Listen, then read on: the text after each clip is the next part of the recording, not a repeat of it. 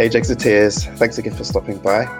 If you're new to the channel, my name is Riley and I'm a former Jehovah's Witness. And today I'm introducing Geoff Law, who has a very interesting story. He served as a missionary. He's from the United States, but he served as a missionary for some time in China. So Geoffrey, how are you doing today? I'm doing very well, thank you. Nice to meet you. Nice to meet you too. So we got into contact because you're a friend of Sean Miller, who was like the first ExJW that I interviewed on the channel. So how do you know Sean?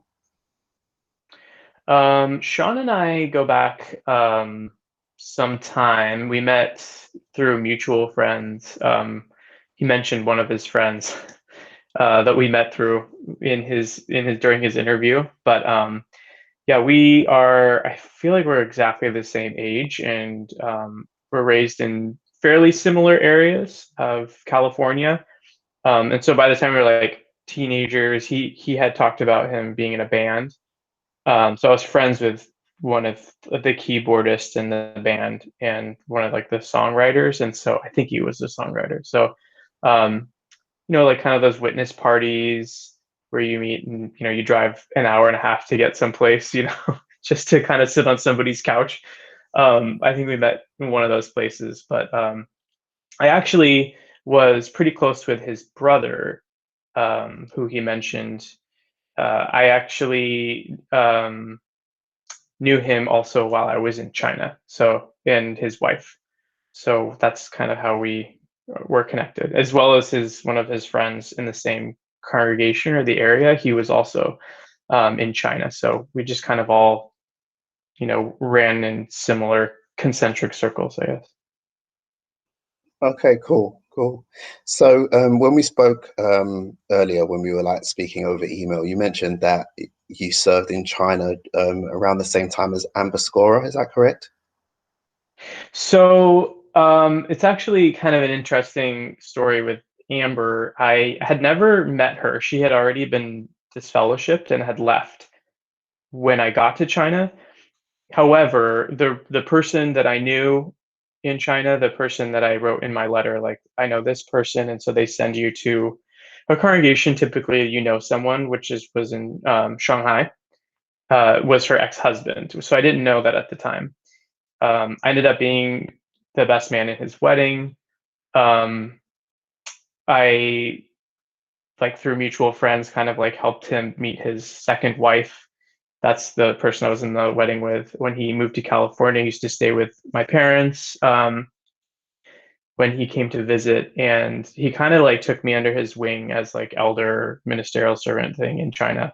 Um, so I actually hadn't met Amber. I had been in like my friend circle. They knew her from before, so I just kind of knew about her, but I didn't actually meet her until I started waking up, and I reached out to her and kind of like was like, "Hey, I was in your ex-husband's wedding, and I just read your book. Like, would you want to be friends on Instagram?" Kind of thing. And we've become friends since, and she's been so supportive and really helpful for me in my like navigating my exit, which has been like uh, I almost said a blessing, but just something that's been you know really helpful for me. Oh, cool. That's really interesting. That's really interesting. So, for those of you who aren't aware of Amber Scorer, she's an ex-witness who's written a book called Leaving the Witness, which Yeah. is a really good book, very popular among ex-Jehovah's Witnesses. So, how did you become a Jehovah's Witness? I was born into it. My parents were baptized in the late 70s, early 80s, and I was born in 84, so I was raised as one of Jehovah's Witnesses. So it was me, my parents, and then my two older brothers. And the rest of our family on both sides, they aren't witnesses. Right. Okay. So, you were born into it. So, what was your childhood like? I mean, were your parents strict witnesses, or were they more kind of liberal? My parents were, it's a tough question. I feel like they were strict in some ways, liberal in others. I kind of was laughing about Sean's interview, and you both were talking about cartoons and things you could and couldn't watch. My mom was very adamant that I could not watch X-Men, although I had all the action figures. I could watch Batman and have the action figures there. I could watch Scooby-Doo, but I couldn't watch the Teenage Mutant Ninja Turtles movie because of the violence. Like it was just very like, a lot of hypocrisy there. But like growing up, I remember going to all the meetings, but for a period of time, I remember like watching Saturday night morning cartoons and not being at meetings. So there was a period of time where they were slightly inactive. My father was really involved with his work and traveled quite a bit. And by that time, my oldest brother had already been married and left the house. And my middle brother was a teenager and was like often gone. So I think it was kind of like, let's just stay in. It's easier to stay in tonight, kind of a thing. When my dad wasn't around, and we were never a family that did regular. Actually, we never did a family worship ever. Um, it was more of just kind of like witness by osmosis, or be a witness by osmosis, like at the Kingdom Hall. But they were very strict about appearances. So like, you had to look the part, you had to be quiet, you had to appear to be the perfect witness. And so I think that's kind of what I took from that going forward, where it was that it was more important to appear perfect than to do the right thing, as far as the witness world was concerned. It's interesting that you say you were allowed to watch Scooby-Doo because among the witnesses, I I guess know. Scooby-Doo is like the second most banned cartoon after the Smurfs, I obviously. know. And I even at the time was like, I knew that, and I was like, I'm just gonna take what I can take, and it was just this strange. I don't know. I think my parents finally watched it and realized they weren't actually ghosts; they were just always meddling kids. So I think maybe That's that was right. the saving grace. Yeah. That's right. I mean, I remember trying to explain that to my mum. So there's never a real ghost or a real monster. It's always like Right. a crooked property developer Yeah. disguise. So That's there's right. nothing Yeah. supernatural about it. But she was having none of it. I still wasn't allowed to watch Scooby-Doo. Right. Yeah. How did you fare with uh, the truth in quotes? Mhm. How did you fare with that in your teenage years? Because for most witnesses, the teenage years are the most turbulent, where the religion is Right. concerned. As a young teenager, I was very, very strong and very zealous. I got baptized when I was 15. I wanted to get baptized when I was much younger, but wasn't allowed. And from the moment I got baptized, I immediately started auxiliary pioneering and planning for like basically a missionary experience, which was my goal always. It was to go to like, actually, it's really strange. When I was little, my mom and I used to do like our prayers before bed, and I used to pray to be a missionary in China, which is like very strange that I ended up there. Um, but I I quickly developed, I guess, a habit of living a double life in high school. So I was really shy through school, and by the time I got to high school, I really craved just like friends and popularity, I think.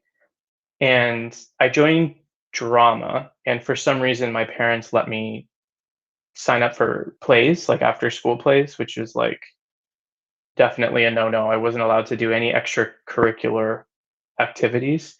Um, and it was there I met some like really cool friends that I really wanted to spend time with. And um, I started lying to my parents and, kind of like using my brother as an excuse or my other friends as an excuse and saying I was staying someplace else, and would end up going to my friend's house and sleeping over there or going to parties or that sort of thing. Um, which quickly developed into like, as the witnesses say, like you can't slave for two masters. Like I was definitely more interested in spending time with them than I was in going to the meetings or going out in service or doing any spiritual activities. So um, I should also say too, I'm like when I was younger, I knew that I was gay. So I'm gay, and I knew from a very young age that I was, but I also knew that that was not okay. I recognized that it was like I was different, and what was different about me was not acceptable in my family or in the the congregation. And so I actually didn't tell anybody until last year. Um, I mean, willingly, I should say, but um, I think that was like the biggest struggle for me as a teenager was trying to hide that from kids at school and from my friends and from my family, and trying to find a sense of like community that accepted me without having to put on a false pretense, I guess. Just kind of like make a decision for myself and live for myself. Wow, what a roller coaster of experiences. Yeah. Actually, like looking back, it was really hard to kind of find my place and my balance as just a human being, kind of like being pulled in so many different directions. And um, as like with my friends at school, going to college, and me not really planning for that, but wanting to have a higher education. And at the time in the States, it was really within the witness community frowned upon going to college, especially going away to college. So for me, it was like not really an opportunity that I could have had. And it just was really frustrating to me. So I think that I was trying to figure out like desperately, like, what am I going to do with my life? And how am I going to support myself? And how am I going to stay interested in the rest of my life? Like I wanted to do something. So it was really a hard time in my late teens for me, struggling with my identity as a witness, and kind of like what I wanted to be as a person when I grew up. Sure. I mean, I can't even begin to imagine how difficult it must have been, because one facet of high control groups and cults is that they try to impose an identity on you. So Mhm. somebody whose sexuality is accepted, that's even the case, and it's still difficult, to accept this group identity overwriting your own. But when you add, struggling with your sexuality, when you throw that into the mix as well, I mean, it must add a whole new dimension of complexity to the situation. You look at the young people ask book, and it's like, it says like, what do I do if I have homosexual feelings? And you read through the suggestions, and I was like doing some research, and I was like, um, I looked at that article, and it was like one was like pray, I think. What did it say? Oh, the bloom of youth, right? It says pray, fill your mind with upbuilding thoughts, shun pornography, and gay propaganda. Those are the three things that are supposed to make you not gay. It's just like there's only so much you can do, right? Did any of those things I help? mean, absolutely not. Like, and now I know, like now after looking at, different, like the bite model, for instance, and you realize it's just a thought stopping technique of like fill your mind with something positive. Well, it's really hard. Like that only lasts for so long. And so I think that was like the hardest thing for me was trying to, like, you desperately are looking for those examples of people that successfully like beat their homosexuality, and got married to that beautiful sister and had the kids, and like, like that's what was you thought you could do, like, or just wait until the new world and be fixed. So as a kid, it's like, and you're struggling with like adolescence and puberty, and like it's just very confusing. So I think I learned from a young age to like stop myself basically and control um, all those thoughts, desires, and kind of push them down into a little box. And it served me for, a number of years, but eventually it caught up to me. But what effect did that have on your mental and emotional health? Um, I mean, looking back, I was like always kind of sad and lonely. Um, I'm a pretty outgoing person and gregarious. I like to be with people, but like sometimes like going to a party and like stressing about like how what am I gonna say? How do I sound? What are my clothes? Are they too trendy? Like, am I like how should I pretend to like this girl? Like, should I try? Like, it was just a lot of pressure to conform all the time. And I think that really, I mean, now I see it really split my personality into two different people. One that I held inside and then the person that I projected on the outside. That was a skill that I had to learn really young so that I could protect myself. And so it even went down to like the stories that I told. I only told certain stories. I only was interested outwardly in certain topics or television shows or whatever, because I didn't want to seem too gay in front of people. Because one, I didn't want to get made fun of. Two, I didn't want to be found out. Because if I did, it was like there's no going back, and the stigma of that for me was too much to handle. So I think that like really caused me to be introverted and depressed and really lonely because I had no one really to talk to about it. So it was really a very superficial life. Like everything I did was just kind of for other people, and living basically in my room by myself is kind of how it felt, even though I was surrounded by people who I thought were my friends. That's a really sad story. Really sad. I mean, I recently recorded a podcast episode with an ex-witness called Bo Fair. He has a Mm. podcast called Armageddon in Retros, and the episode was about living a double life. And he mentioned that there's a famous quote. I think it's from a psychologist whose name I can't remember. The quote said that everybody has two personalities, the one that they are within themselves and then the one that they show to other people. And the more alike Right. those two personalities are, the happier you are. So Mm-hmm. presumably So true. Yeah. the opposite is also true. The more different they are, the more unhappy you are. So is that Right. what your experience was? Oh yeah. I mean, really, like that's why I think I see, like searched out for those friends at school because they just seemed more authentic to me and they seemed like they actually listened to me. Um, I did come out to actually a friend who was also gay in my high school, and it felt really good to just be honest and like let that person in, And I never had that before, and I didn't have that afterwards for a really long time. Um, it just felt very well. I mean, it is intimate when you share personal things about yourself, and I just, I didn't realize that I hadn't had that with anyone before. Wow. So presumably, when you got disfellowshipped, that was as a result Mm. of exploring your sexuality. Um, Actually, it was not. it wasn't. Oh, okay. I didn't even really at that time like really acknowledge it to myself at that time. Like I was kind of like I knew it, but I wouldn't admit. Like I was like, well, it's just kind of like maybe I'm bisexual, and like we'll just leave it at that. I actually got in trouble because I was using cannabis, like smoking joints with my friends in high school, and I got caught.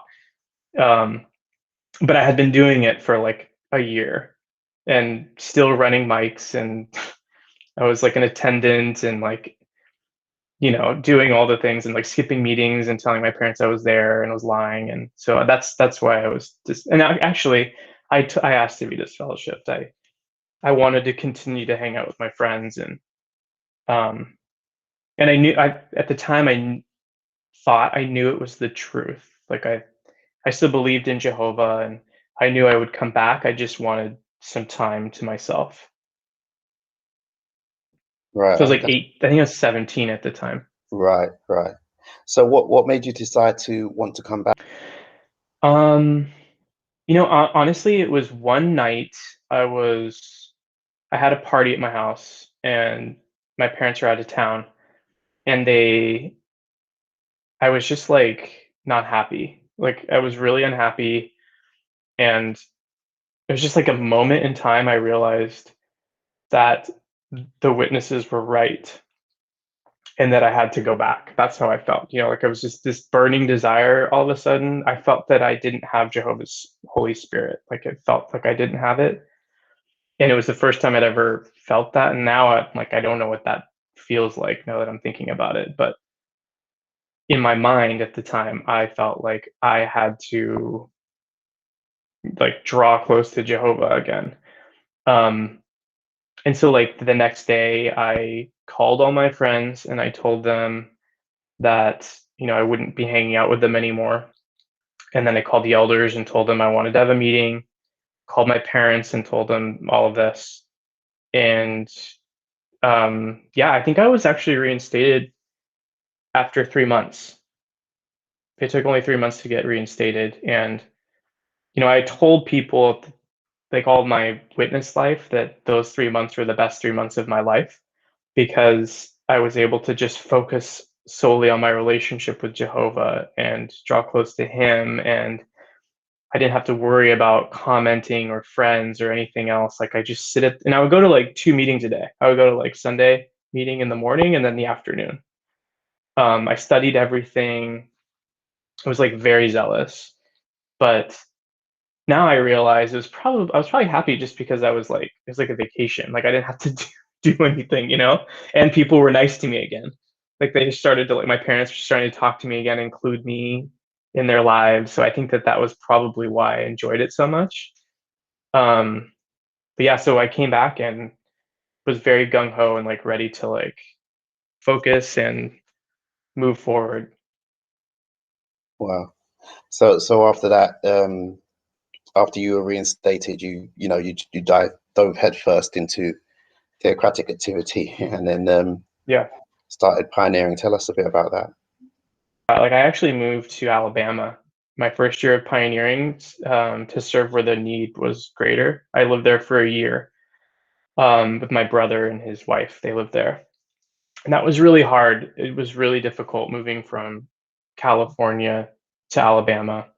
It's a totally different world from the West Coast. Like it is, it's really fun to visit and like no, like if anyone's from Alabama, it's like very beautiful and the people are wonderful and the food's good. But for me, it was really hard to crack into the culture there, especially like witness culture. It was really strange to me.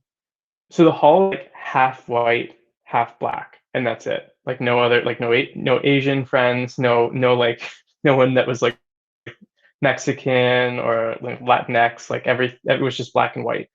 And like from on the surface, everyone seemed to get along really well. Everyone was friends. But then when I realized after like a few months, I'm like, how come I'm never invited to this person's house? Or how come we never go to over here? And I realized it was like this de facto segregation in the congregation where the black friends hung out with the black friends and the white friends hung out with the white friends. They lived in separate part of town. And like even service was strange because of the communities. Like I wasn't really welcome to go out in certain parts of town with some of the black brothers and sisters because they just didn't like to bring friends of other races. And the same with the white. It was just a really weird situation. I started to feel very like uncomfortable because I'd never experienced that before. And then I mean, as we know, there's a lot of underlying racism, and not underlying, but racism in America. But I didn't expect to see it in the congregation or just that kind of like separation. Um, and the other thing was like I was always alone, so no one would go out in service with me, so I would have to drive, 2 hours to get to the territory by myself, work out in service by myself, which is like driving territory, and then drive back by myself. Like it was, and that was my entire pioneering experience Wow. there. Why would no one work with you on the Well, ministry? it was like this, it was this thing where like people, you get to the service meeting and, they start pairing people off, and a lot of the friends had their partner that they worked with on certain days, and that was like the only person they worked with, and they did like Bible studies all day or whatever they did. And so, you know, when it came to me, I was like, I don't really know anybody. I don't have Bible studies. You know, I just want to go out in service, but nobody would raise their hand to go. So I just had to go by myself, which is really hard. You know, it's your first year pioneering. So actually, what I used to do was I would call my mom or I would call my friends who were in California out in service at the same time and just like put them on speakerphone in my car and just be out in service with them as I was like driving around, Oh, which was wow. very discouraging. Yeah, of course. It Yeah, was I can like, only imagine how discouraging that must be. Especially, I yeah, mean, you mentioned that you had to drive for 2 hours to get to the territory. That's yeah, it crazy. was a huge territory. Yeah, and it's all country territory too. So like I don't know this area, and sometimes you're driving over little stream beds in a sedan. Like it was just very strange. And yeah, it was really hard living there. So I only lasted 11 months, and I moved back, and which was great. And then I pioneered again. I think I pioneered for three years. Yeah, 3 years. Um, and my parents ended up having to sell their house, and so it was a little bit of a financial situation they were in.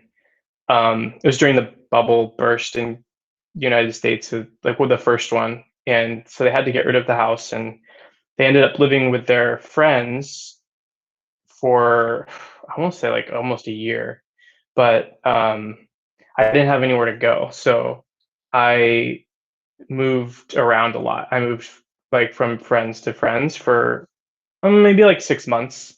Um, and one of the friends I was staying with, I think it was like I just started feeling a little bit like displaced and just a little bit uneasy. I didn't feel like I could support myself pioneering, so I quit and I started working.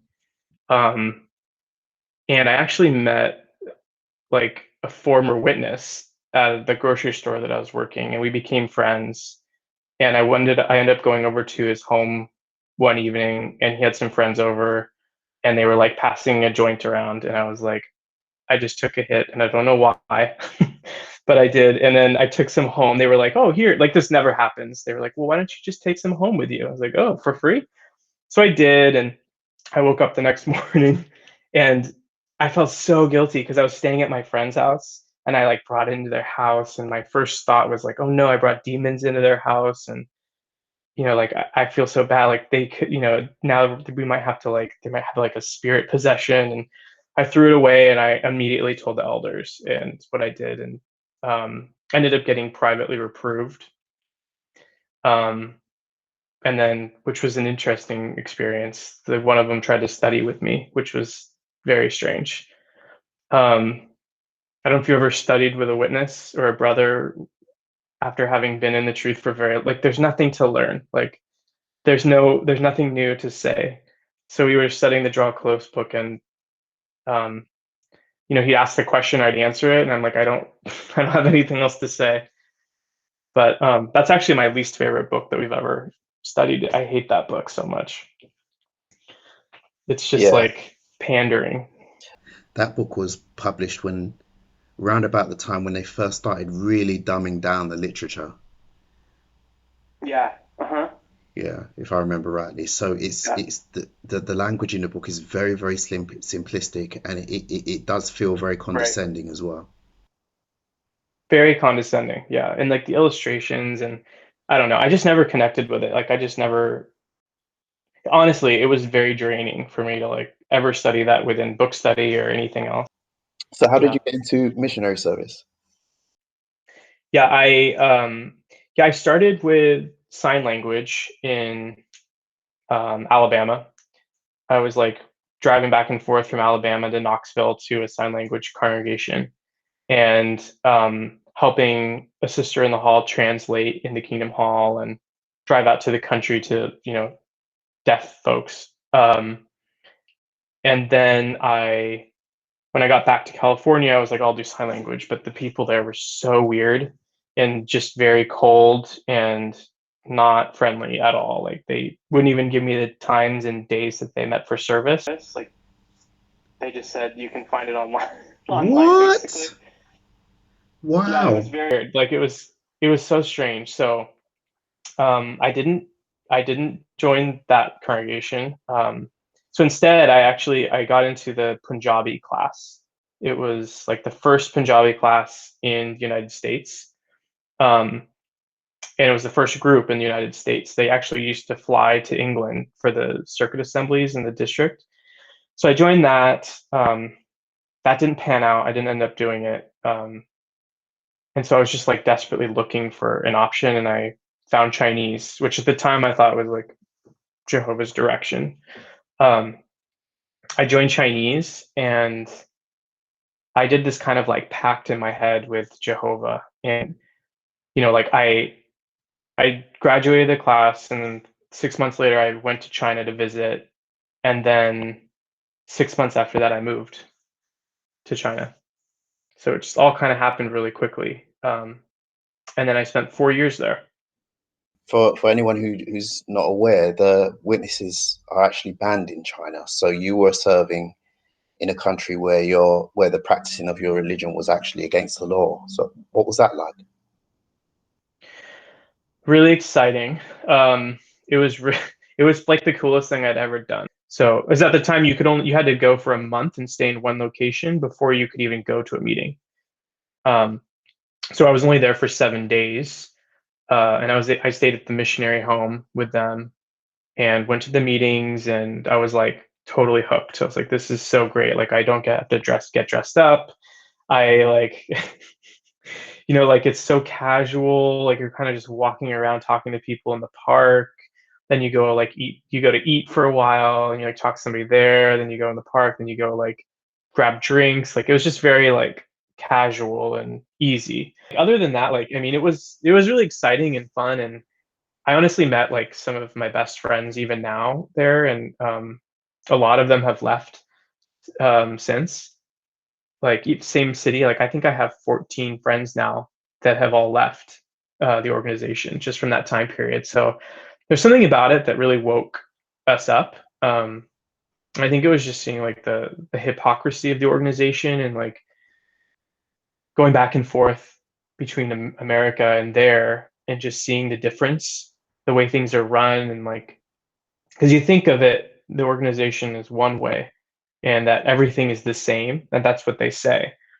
But when you are living in a place like China, you realize that it's pretty much just run by whomever is on top there. Like there wasn't any communication from the branch. So it was like these kind of like top dogs from Canada and US and Japan that, were a bit of a bit egomaniacs, and they were very charismatic, and they would just tell you like, oh, it's okay for sisters to do shepherding calls, and like you don't have to go out to the like meet with for field service. You can just do your own thing. Or it was very, very bizarre, like what we did there versus what we Hmm. got away with here. Wow.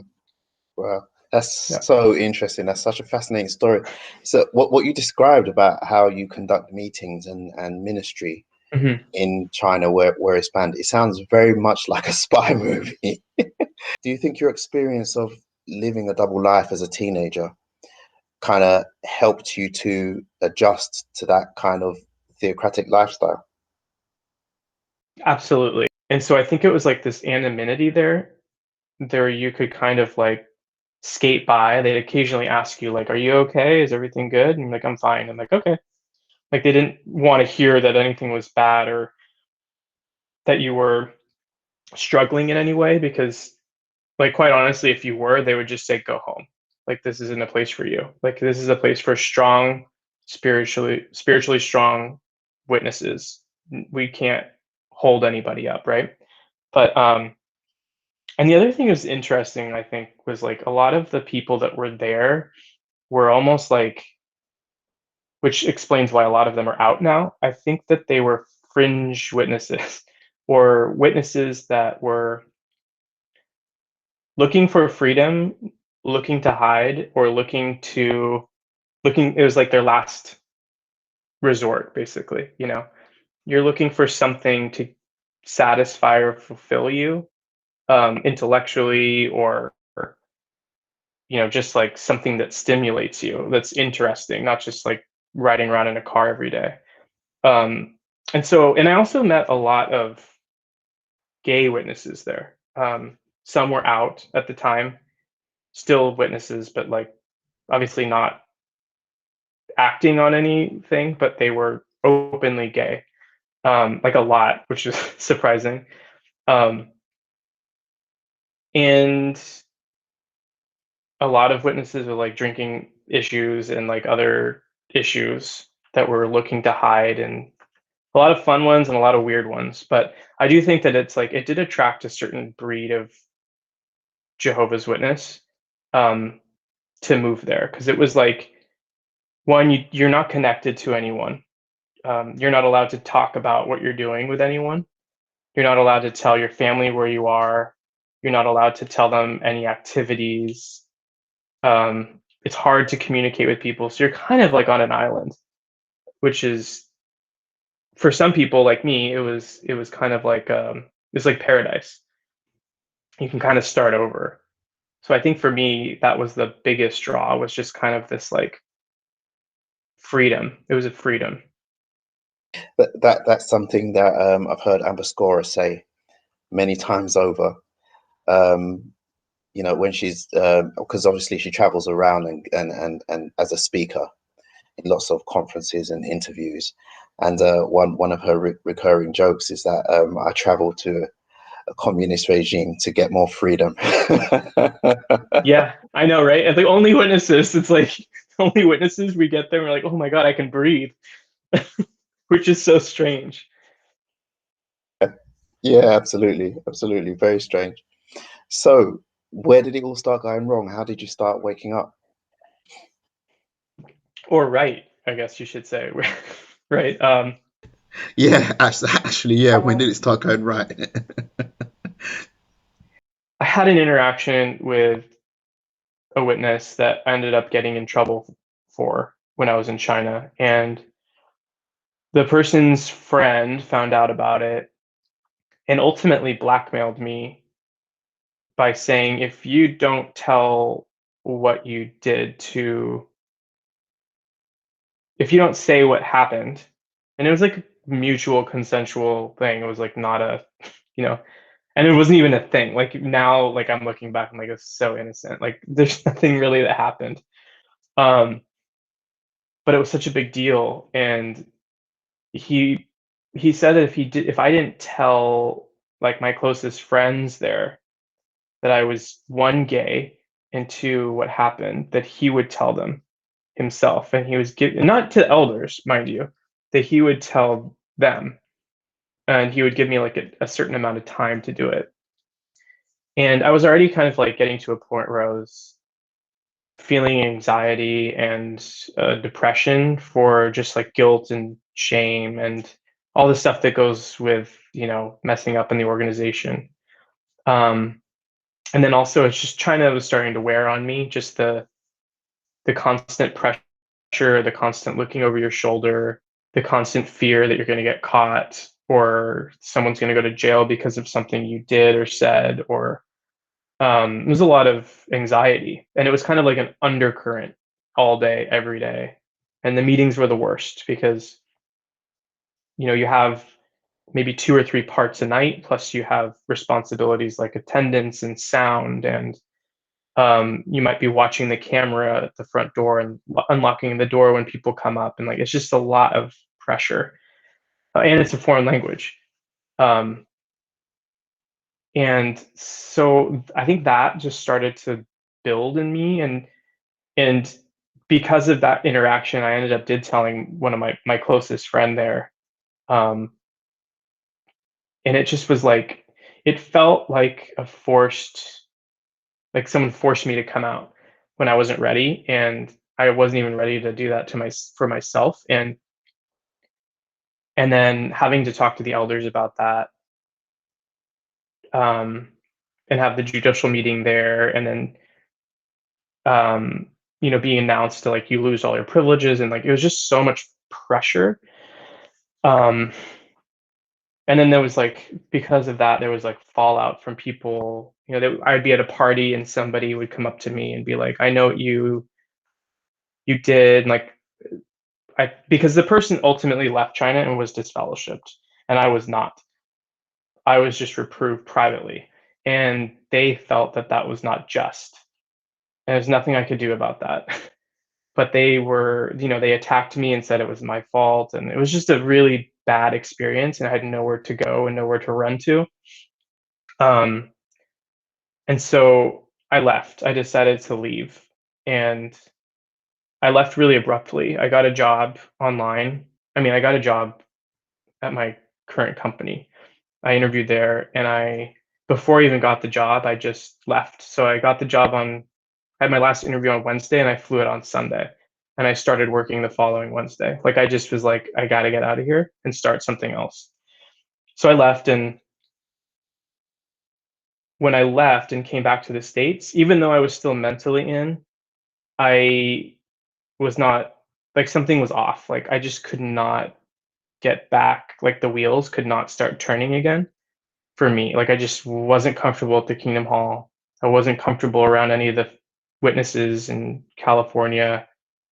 Um, I started to feel really like anxious, like a lot. I had started to have a lot of anxiety, and it got to the point where like I couldn't even comment. It's like for a year I wouldn't comment, and it was hard because I was still in foreign language, and like there was a lot of pressure there for me to perform because I was a brother from China, so I should have the experience and the language skills, and I should have been like giving great talks, and I was having panic attacks just trying to give a Bible reading. Like I was like I could barely do that. Um, so like it all started to feel like too much for me to handle, right? Um, but I think what it really came down to was me starting to recognize my sexuality was not going to go away, because this at this point was the second time I had gotten in trouble for my sexuality, or my first time that I got in trouble for my sexuality or having to do with that. And um, it started to feel like I had no way out. And it started to feel like I was just going to have to wait until the new world to be fixed. And I think that that just really was too much to handle, and to hold a job and to like have a full-time job in the congregation and try to be perfect. It was things like that where I was just like, it started to feel um, kind of like white blood cells, like, or T cells or whatever. I'm not a biologist, but like it felt like the congregation was eating itself and eating me and constantly criticizing me for trying. And like I would give a prayer and I get critiqued. Sisters would come up to me and tell me what I said wrong, or I would get counseled because I of my the car that I have, or I would get counseled because I had a full-time job, which actually it was only 4 days a week, and it's like I had to support myself. So it just started to feel like unloving, I guess. Sure, sure. And Okay. like growing up, like I don't know if you felt this way, but like for me, like I never understood 1914. Then math never made sense. And so for me, it just wasn't a big deal. Prophecy was like, I don't get it. But, for me, it was all about the love and the brotherhood. My close friends, for instance, they just weren't supportive and they didn't listen when I tried to ask for help. And I think that was the beginning of the end for me. It was like I started to feel like no one had my back. And again, it was just me alone. And I mean, what do you do with that? I don't know. So at this point, when you started feeling isolated and alone in the congregation, did you actually start researching anything about the organization, or was it just all based on your experience that you started to wake up? So that was like the interesting thing. I got this text from my friend who was still in China, and he asked me, we were just chatting, and he asked me if I had ever read the book that Ray Franz wrote. And I had heard of the book before, and I had kind of like heard of him like way back in the day, like out in service, people talking about him. So I knew it was an apostate book, but I didn't know what it was about. And I asked him, I was like, "Are you reading it?" And he like texted back and he's like, "Well, I've been reading it, and I think it's important to look at different people's perspectives and, et cetera, et cetera." And I just told him basically like, that's really dangerous, and, I don't think you should be doing it, but, just be careful. And it kind of stuck with me a little bit, and I thought about that book quite a bit. And I even talked to an elder friend of mine that was pretty open-minded. I didn't share his name, but I was like, my friend's reading this book and I don't know what to do.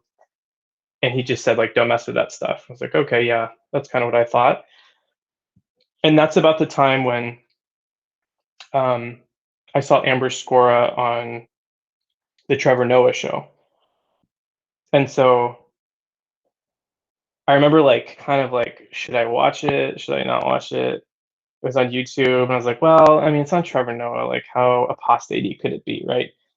So I watched it, and I should tell you, like, I've heard stories about her like throughout my entire time in China, from her ex-husband, from friends, really vilifying her and demonizing her and making her out to be, you know, selfish and create like all the things that they say apostates are, right? Mentally unstable, blah blah blah.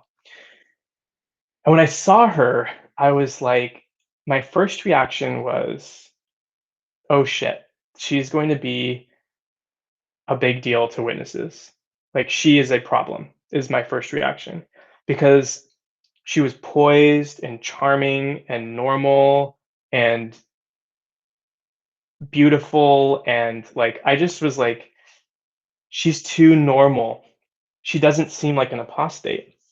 And that was like really what did it for me, I think, was this like the idea of like she's actually just a human being. Um, so I read her book. I got it. I read it, and I started feeling like, oh crap, like like a lot of what she's saying resonates, and it made me really uncomfortable. Um, so, and I should say by this time, like it was in parallel to my like emotional health kind of declining. So like this is not that long ago. This is winter of 2019. I had just come back from a business trip, and I had got in trouble again in Asia. I met an American person. I knew I was going to do it, and I was feeling like extremely emotional. Like I was having these breakdowns that I couldn't explain, which I had in China when I was visiting. And um, when I got back, I told the elders about it. I'm sorry, I'm like kind of like jumping around a bit, but um, when the last judicial meeting I had, like I just like I couldn't summon that kind of like fervor that they expect like to have, like that apologetic sadness that they want. They want to see that like torture in your soul. I just couldn't do it. Like I was just like tortured out. Like I'm sitting there with these three men. One of them I'd never met before. He was just like brand new to the hall. I had never met him. And they were asking me these questions about pornography and like what did I do, and very specific things, and writing them all down. Um and it was during the English meeting, and I could see them all walking in and like looking to see who's like waiting in their car. And I remember praying actually in the car, and I was like, please Jehovah, don't let me get disfellowship. Like I don't want to get disfellowship. If I get disfellowship, I don't know if I can come back from this. Like I'm too tired of holding all of this in, like my sexuality and my like just everything. I just am tired. And I actually changed the prayer midway because I stopped myself and I just didn't feel anything. And I felt like for the first time, I was like, you know what, actually, just like let me go. Like, let's just see what happens. And I don't care. Um, so I went back in and I kind of promised myself that I would never do that again. Like I would never ever go through that experience of the judicial committee ever again. I ended up staying home more, and my it kind of spiraled my depression into like a really serious dark place where I actually contemplated suicide like almost every day. It got to the point where I actually was scared for myself. Like I had a psychotic break and I still couldn't go to the therapist. I went to the doctor and it was so bad that actually saw him once a week and he put me on medication and I had to see him once a week and talk to him um, over email until I found a therapist. Um, and when I did finally go, that was my biggest fear. Was the first thing that came out was that I'm gay and I'm in this religion, and that's when things kind of like broke loose for me when I realized that like because that my mindset was like suicide is better than being gay. Jehovah can forgive me for killing myself, but if I am gay, he cannot, and I'll die forever. But if I kill myself, I can be resurrected and be not gay anymore. Like I'll be normal, what I thought was normal, like what I was holding out for. So, um, but when I saw the therapist and I actually told her, it kind of like it became real to me, like my sexuality, and I accepted it, and I actually kind of opened up. Like things started to like shake loose, and I started telling my friends, and I told my parents, and I think from there, I just couldn't reconcile being in the organization. It felt like a lie. Like I just couldn't lie anymore. And I realized that what they had been doing is telling me to lie all my life when they say that we have the truth and they don't allow you to speak truth or be truthful in who you are. And so it got to the point for me where I was like, I I just don't believe that this is accurate truth. And that's when like my real research started coming in. I stopped going to the meetings. I stopped going out in service. Um, and I kind of did a slow fade. And then the pandemic happened, so it kind of like my parents didn't even, they thought I was going to meetings for months. They asked me about a memorial. They were asking me about the convention, like, and I was just like, oh, great, yeah, that's great, yeah. Anyways, like, try to change the subject. I wasn't ready to share that with them, um, but yeah, that was kind of like my escape. So that's really recent then. So Yeah. we're talking early 2020. Hmm. Yeah. Yeah, late 2019 through like early 2020. So like February is really when I like made the decision to leave. I tore my blood card up, I threw it in the garbage. Um, and I decided that this was in fact not what I wanted to do. And that's when I started um, exploring other cults and like realizing that they have very like huge similarities, if not exact similarities to Jehovah's Witnesses. Stephen Hassan's bite model was like mind blowing to me. Like I read it and I shut the book and I was like, I cannot believe like I had been blind for so long, for 35 years. Like I just didn't see it. And it's all there. It's like all there. And he even like puts the witnesses against the bite model on his website. And it's not like he's lying. He's not an apostate lying. Like it's all things that we do or we did as witnesses. And rather than scare me, it was like really liberating.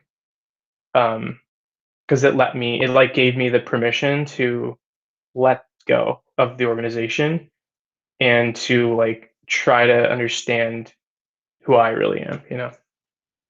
Sure, sure, I totally get that. I mean, I had a similar experience when I read the Bible, when I read Stephen Hassan's book. Mhm. There was a chapter where he spoke about his experiences in the Moonies and what their teachings were. And I could not believe the similarities between the witnesses and the Moonies. I was Yeah. completely astounded because as a witness, you're Yeah. taught that your religion and your faith is so unique or so different to Yeah. other religions, particularly other Christian religions. But then when you examine other high control groups and cults, and you realize that they are all they're like cousins of each other, Yeah. you know, that it's like Yeah. there's like a cult blueprint, and each of these groups take portions of it, you know, so they're all related. It was completely astonishing. And actually, the other thing that was like so frustrating to me, I was like, it was so maddening, is last year I watched part of the regional convention, and Stephen Lett had a talk about, I don't know what it was about, but it was about the paradise. And he used an example of somebody that was gay. And he said, like, imagine the homosexual, they have to like, they die and they're resurrected. And, they still have to work at that. And they're still going to have to like, um, want to change their lifestyle to be a part of Jehovah's organization or his kingdom. And I was like thinking about it, I'm like, that is not at all what the doctrine that I was taught says. That is the first time anyone's ever said that somebody would be resurrected with this kind of like sin, right? That they call a sin. And I was like, that's bullshit. Like, I don't want to be like, that was my entire life, was like looking forward to a time where I didn't have to have this pain anymore. I could be like a normal, like all my other friends who I thought they were like normal and happy. And then to imagine that, like, no, I still have to deal with this, like, well, I don't want to do it. Like, that was like, and then I don't know if you saw Lloyd Evans' interview with his niece at all, with Stephen Lett's niece. Yes, I did see that. And I saw I mean, that was her like own video on her heartbreaking. channel as well, speaking about her brother. Yeah. I mean, that was heartbreaking. And so, like, for me, that was the kind of that last year was the moment when I realized that, um, like, I don't want to hide anymore. Like, I'm not going to hide from my parents, from the elders, from other witnesses. Like, I'm not going to pretend that I am something that I'm not. Um, and for the mere fact that like I want to be happy, and I also want other people like me in the organization to know that they can be happy too. And it is not a place for, it's not a place for anyone, but it's especially not a place for anyone that's gay. Like, it is not, it's not a healthy environment. Um, but that there is an option to leave. Like, you can leave. So that's why, like, this is like your channel and so many other people's channels and Lloyd's channel are so important to just like give the opportunity for people in the privacy of their own homes to like, who are PMO maybe, or even POMO, or like curious, right? To see that there is another side, and there's no real such thing as an apostate. It's just like people living their lives. And then honestly, it's a better life. Like, it is the real life, as they like to say. Exactly. Yeah, I totally agree with you. In fact, I've got that in my Twitter bio. In my It Twitter really, bio, it says I'm trying to get a firm hold of the real life. right? The real life, yeah. Life, yeah, absolutely. So what's your situation now? Are you faded? Are you disfellowshipped, or did you disassociate? It wasn't until January of this year that I really decided that my conscience doesn't allow me to stay on the books. So I decided to disassociate. So I wrote my letter and I sent my letter early January. Um, but I sent it to the branch and I gave them my Kingdom Hall information and asked them not to contact me about it. Yeah, I'm honestly like I could not be happier. I moved. I'm I met an amazing guy. We've been dating for a year. Actually, it was like the day before pandemic was our first date. It was my first date ever. Like I'd never even thought I would ever have a relationship. Um, we now live together, and yeah, I'm just like honestly, I could not be happier with the decisions that I've made. It's been difficult, and like it's a lot of hard conversations all the time.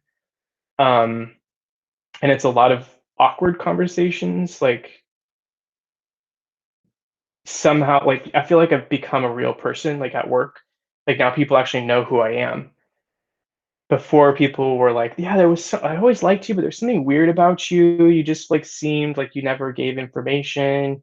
You never hung out. Like you just kind of seemed like you were like two-faced, which was weird because like as a witness, you think you're so like kind and loving, but I really didn't start really appreciating people and seeing people for people until I finally decided to leave. And I was like, I remember like looking around one day on the street on my commute to work and thinking like colors seemed brighter, like my senses were heightened. And I was like looking at people like genuinely wanting to know about their lives. Like I wanted to know everything about everything. Like I wanted to make up for lost time and um, you know, be a successful person, be kind and like be sincere and all the things I felt like I wasn't as a witness. I was speaking with a couple of ex-witnesses not too long ago. One of them's a good friend of mine, and the other one I kind of knew growing up, but we weren't really friends. But so the three of us met up, and we were talking, and the subject of empathy came up. So I asked, do you find that you're more empathetic now that you're no longer a witness? And unanimously, all three of us said, it was like absolutely, because as a witness, you think you care about people, you think you care about Hmm. people, but you don't actually, because you're waiting Hmm. for this great thing to happen where Jehovah's just going to do undo, control Z, undo everything and put everything right. So you're not really interested when people are suffering now, because you just think to yourself, well, it's not going to be forever. Soon Jehovah's just going to fix everything. But now that you don't have that to fall back on, it matters when people suffer. It matters. Yeah, You can't just write it off and definitely. dismiss it and say Jehovah's going to fix it, don't worry, and just turn away. You actually care about things that are happening in the world. You care about people's struggles and stuff. So presumably you find exactly the same thing. Exactly. I think the thing too that really bothers me now is like my mom, before she knew I was exiting, she would say things to me like, oh, like Satan's system. It's just, it's just so bad, Satan's system. Or, we just wait on Jehovah. And like I realize now it's just like it's basically like it's like emotional Prozac. Even as a witness, I was always like, if you see something that's wrong or is could be fixed, fix it. That's your job. And now it's like I feel like I have that right and that obligation to assist where I can. So like I'm really like now I'm so focused on like how can I do more? Like I want to do philanthropy or I want to get involved in like volunteering and um something. Like I just want to do something tangible. I think it's that connection to people and community that I really, really appreciate now. And in a way, like I almost hate to say it, but like being raised as a witness kind of primed me for that because I really thought I was sincerely helping people, and you probably did too. Like most witnesses, think they're empathetic, think the salt of the earth trying to help people. In reality, they're just kind of like a nuisance, you know, like Absolutely. Absolutely. I was having this discussion with some ex-witnesses just yesterday, about did you ever feel that you were doing good when you were out on the ministry? And by and large, most of us didn't. We just felt that we right. were bothering people. We did. I mean, Yeah. speaking personally, I for the first time in my life, I actually feel like I'm doing good for people through my, Mm. my activism work. But I Yeah. never, Hmm. not once ever, while I was a witness going on a ministry, did I ever feel like I was doing a good thing. I never ever felt Yeah. like this thing that I'm doing benefits people, and the Right. world is a better place for the fact that I'm doing it. I never ever felt that, Right. not one single time. Right. The same. Yeah. I mean, I feel like, thinking about all the time I spent in the ministry and how unproductive it was. Um, and just like, who was it for? Obviously, it was for us.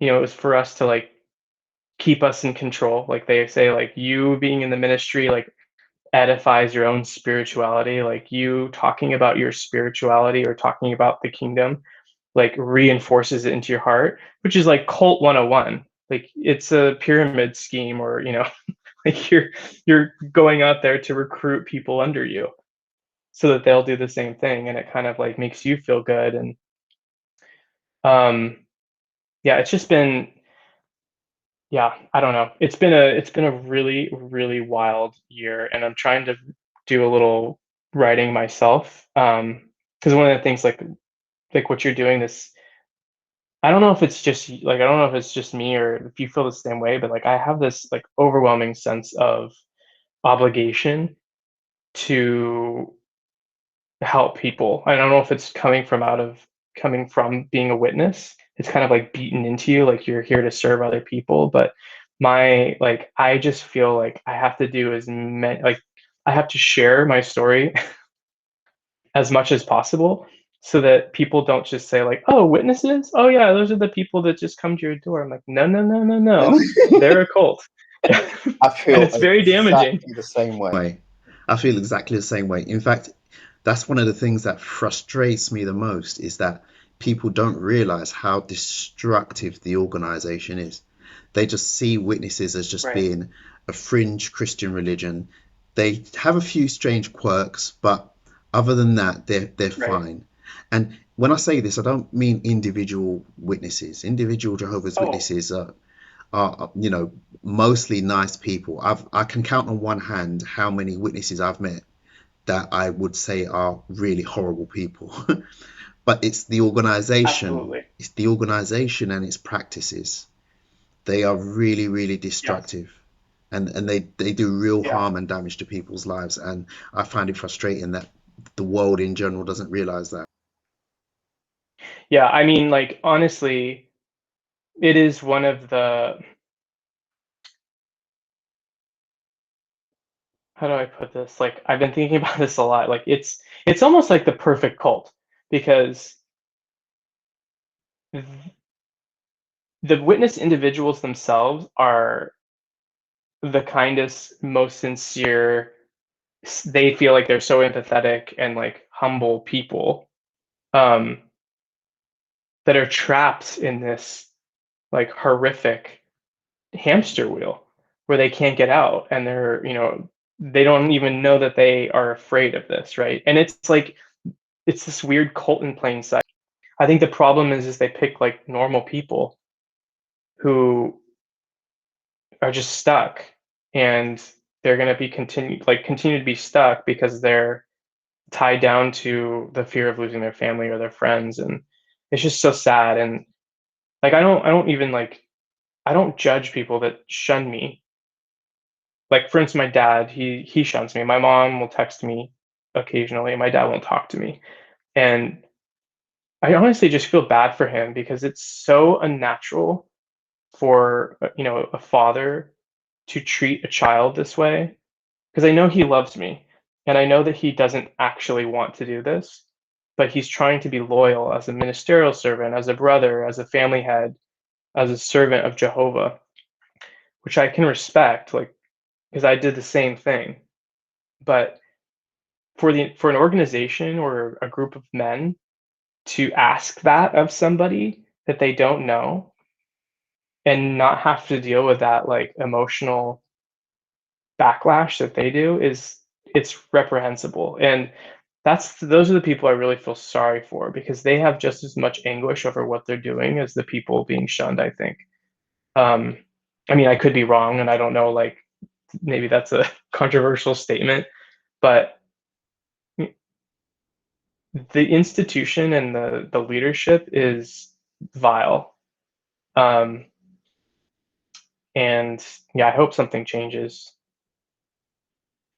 So Yeah, I think what you're don't we doing is all? amazing, and like it, yeah, I think what you're doing is like the first step to making a change is just sharing stories, and you realize that they're, that's from what I did. I was watching all these things, like binge watching everything I could, and realizing that people's experiences are really similar when they leave this religion, and not just ours, but other cults, very similar.